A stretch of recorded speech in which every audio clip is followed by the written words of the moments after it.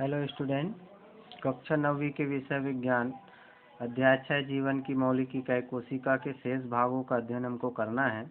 कल हमने कोशिका का परिचय, पत्ती की कोशिका, टाइपिकल सेल, जंतु कोशिका और पादप कोशिका, इनका अध्ययन हमने किया था।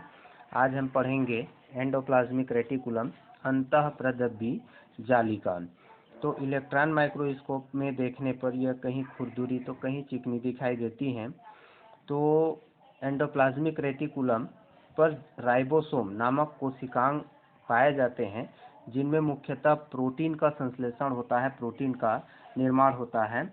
तो वे रफ एंडोप्लाज्मिक रेटिकुलम यानी कि खुरदुरी सतह वाले होते हैं, और जिनमें प्रोटीन निर्माण नहीं होती यानी कि राइबोसोम नहीं पाए जाते हैं, उन्हें हम स्मूथ एंडोप्लाज्मिक रेटिकुलम के नाम से जानते हैं।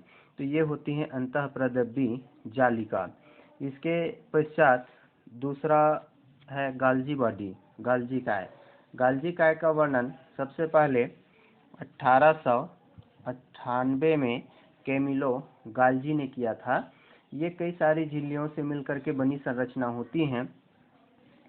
ये झिल्लियां थैलीनुमा संरचनाएं बनाती हैं और पास में कुछ द्रव भरी थैलियां होती हैं। राइबोसोम पर बने प्रोटीन व अन्य पदार्थ गाल्जी बॉडी में पहुंच करके अपना काम संभवतः कंप्लीट करते हैं। गाल्जी काय के कार्य पदार्थों के आवागमन से पहले पैकेजिंग करना होता है, उनका पैकिंग करते हैं। प्रोटीन और अन्य पदार्थ थैलीनुमा संरचनाओं से अन्य अंगों तक पहुंचाए जाते हैं।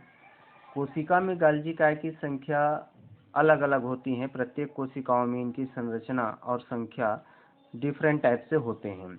गाल्जी काय लाइसोसोम की हम बात करें तो यहाँ इस डायग्राम में आप देख पा रहे हैं, ये लाइसोसोम की संरचना होती हैं।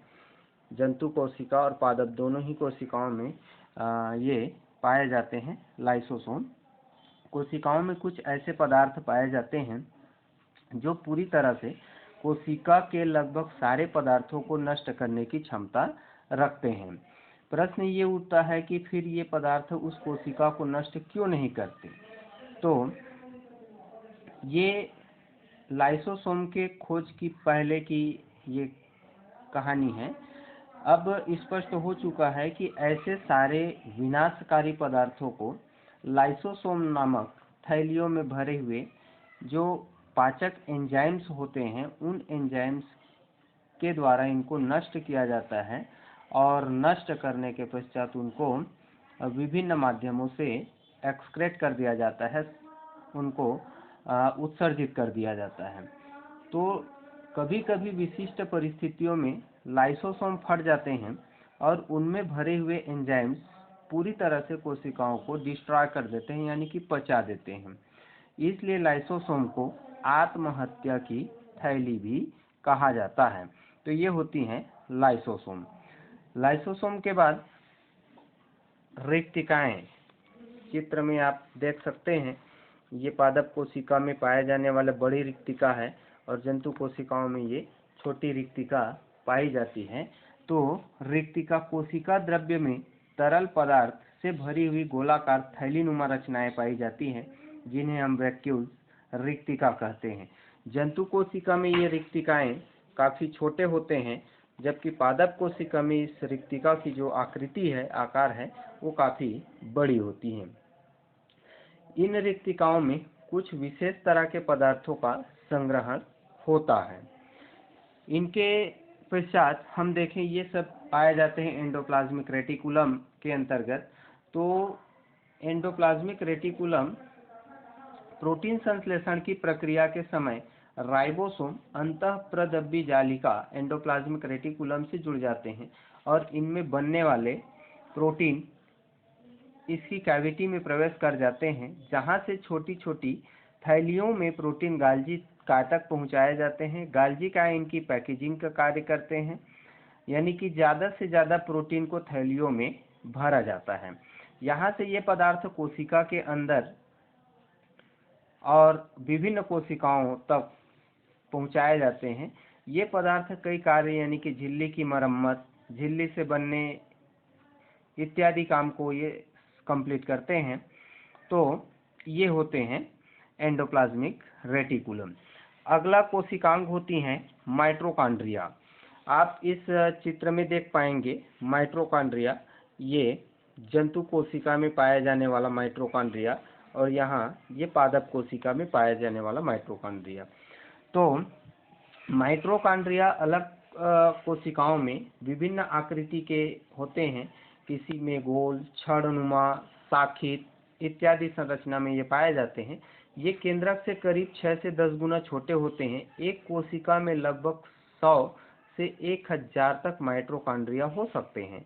एक स्तनधारी की हम बात करें तो इनमें स्तनी वर्ग की यकृत की एक कोशिका, तो उनमें उपस्थित सारे माइटोकॉन्ड्रिया को मिला दिया जाए तो पूरे कोशिका का 15 से 20% भाग कवर कर सकता है। तो कोशिका की श्वसन क्रिया में माइटोकॉन्ड्रिया की भूमिका महत्वपूर्ण होती है। ये कोशिका की जीवित जैविक क्रियाओं को कंप्लीट करने के लिए ऊर्जा का स्रोत होता है। तो आनुवंशिक पदार्थ होने के कारण माइटोकॉन्ड्रिया विभाजित होती हैं और आनुवंशिक गुण एक पीढ़ी से दूसरे पीढ़ी तक पहुंचाए जाते हैं। माइटोकॉन्ड्रिया और एंडोप्लाज्मिक रेटिकुलम में गत्यात्मक संबंध होती हैं। तो एंडोप्लाज्मिक रेटिकुलम के द्वारा माइटोकॉन्ड्रिया को विभाजित करने के लिए यही उत्तेजित करता है। एंडोप्लाज्मिक रेटिकुलम की नलिका में फंदे से माइटोकॉन्ड्रिया 2 भागों में विभाजित हो जाते हैं और प्रत्येक माइटोकॉन्ड्रिया स्वतंत्र रूप से कार्य करने के लिए एडाप्टेड होते हैं, अनुकूलित होते हैं। माइटोकॉन्ड्रिया को ही कोशिका का पावर हाउस, ऊर्जा घर कहा जाता है। ये कोशिकाओं में उपस्थित भोज्य पदार्थ का संश्लेषण करते हैं और ऊर्जा उत्पन्न करते हैं, इसीलिए इनको कोशिका का रसोई घर के नाम से भी जाना जाता है।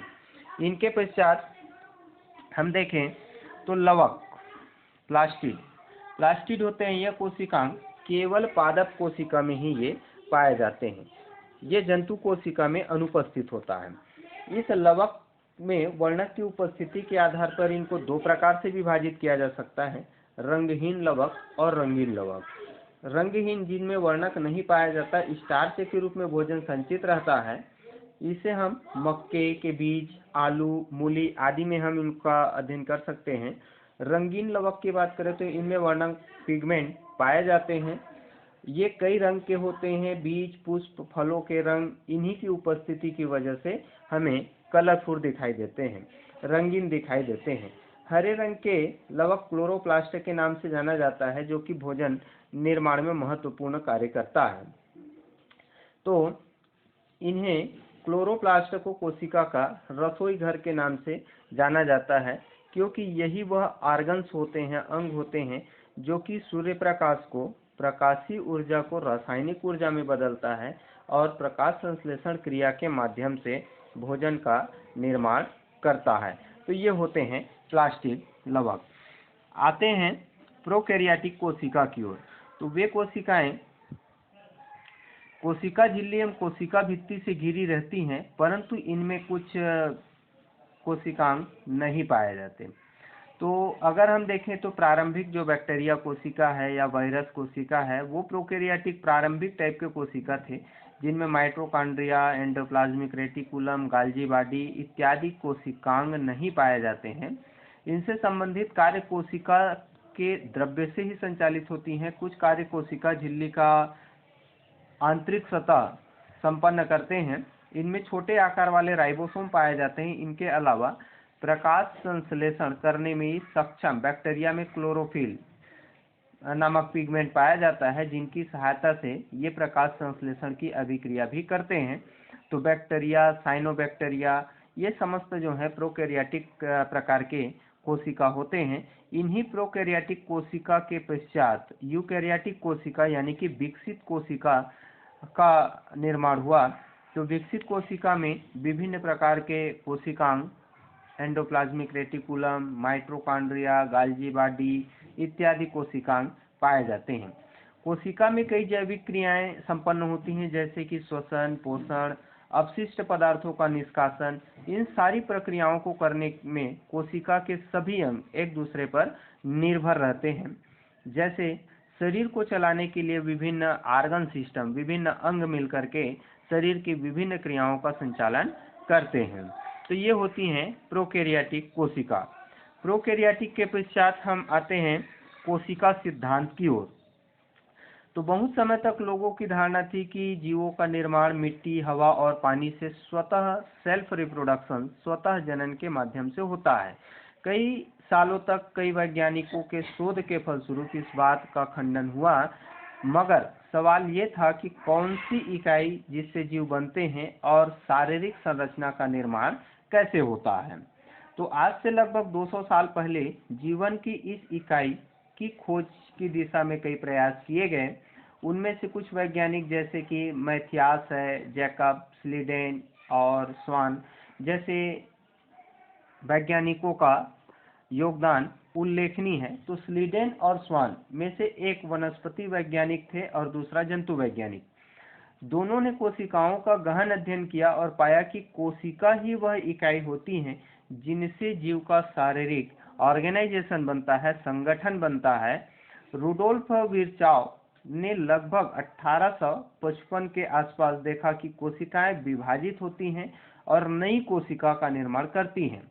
स्लीडेन, स्वान और विर्चाव के अवलोकनों के आधार पर कोशिका सिद्धांत का प्रतिपादन किया गया।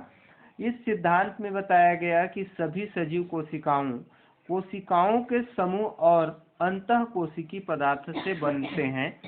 दूसरा, उन्होंने बताया कि कोशिका जीवों की संरचनात्मक और क्रियात्मक, यानी कि शरीर का निर्माण करने वाला भी और शरीर में होने वाली विभिन्न क्रियाओं का संचालन करने वाला भी कोशिका ही होता है।